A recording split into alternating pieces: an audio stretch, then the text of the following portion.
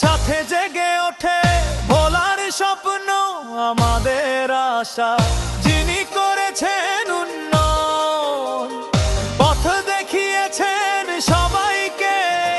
হাফিজ ইব্রাহিম আছেন আমাদের পাশে। হাত তুলো, তাল মেলাও, ভোট দিয়ে বদলাও ভোলার ভবিষ্যৎ।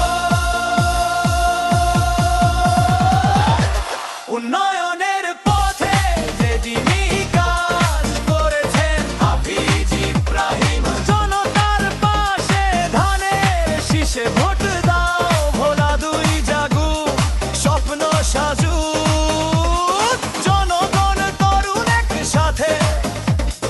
হাফিজ ইব্রাহিম আবার আমাদের আশা।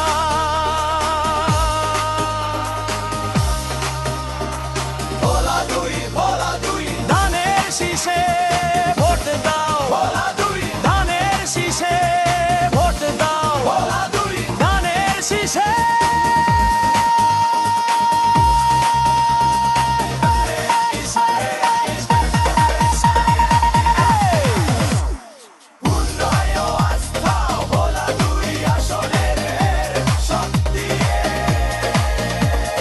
হাফিজ ইব্রাহিম আছেন আমাদের পাশে। হাত তুলো, তাল মেলাও, ভোট দিয়ে বদলাও ভোলার ভবিষ্যৎ।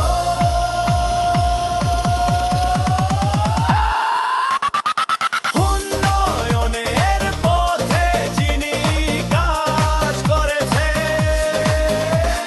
হাফিজ ইব্রাহিম, জনতার পাশে।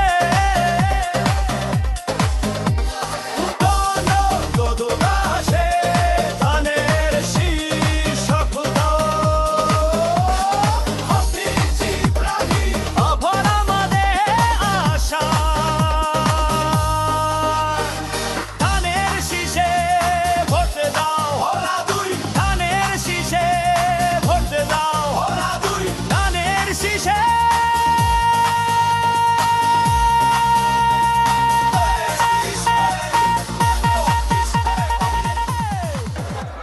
সংগ্রামে উপস্থিতি, প্রিয় নেতা জনতা আলহাজ হাফিজ ইব্রাহিম সাহেবকে আগামী ত্রয়োদশ জাতীয় সংসদ নির্বাচনে মনোনীত করায় দেশনেত্রী তিনবারের প্রধানমন্ত্রী ও বিএনপির ভারপ্রাপ্ত চেয়ারম্যান জনাব তারেক রহমান সাহেবকে ব্রাহ্মণী উপজেলা বিএনপির পক্ষ থেকে ধন্যবাদ ও কৃতজ্ঞতা জানাই।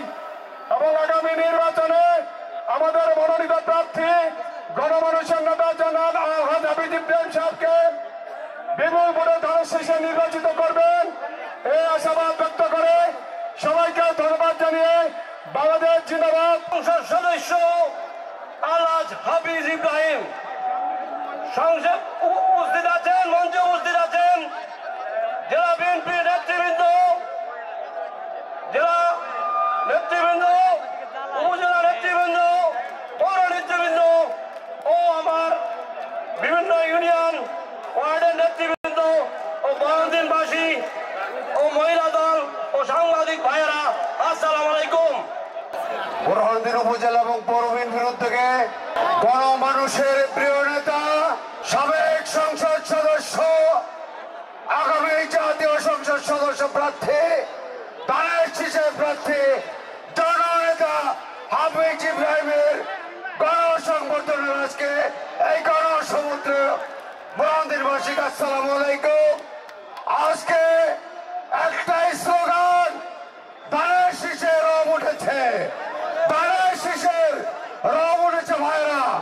আগামী নির্বাচনে মা বন্ধুকে নিয়ে 26 সালের যে নির্বাচন হবে, সবাইকে কেন্দ্রে কেন্দ্রে গিয়ে ধানের শীষে ভোট দেওয়ার জন্য আহ্বান জানাই। বড়দিন দৌলত খায় চলমান সেই আমার নেতা জনাব আলহাজ হাফিজ ইব্রাহিম সাহেব উপস্থিত আছেন।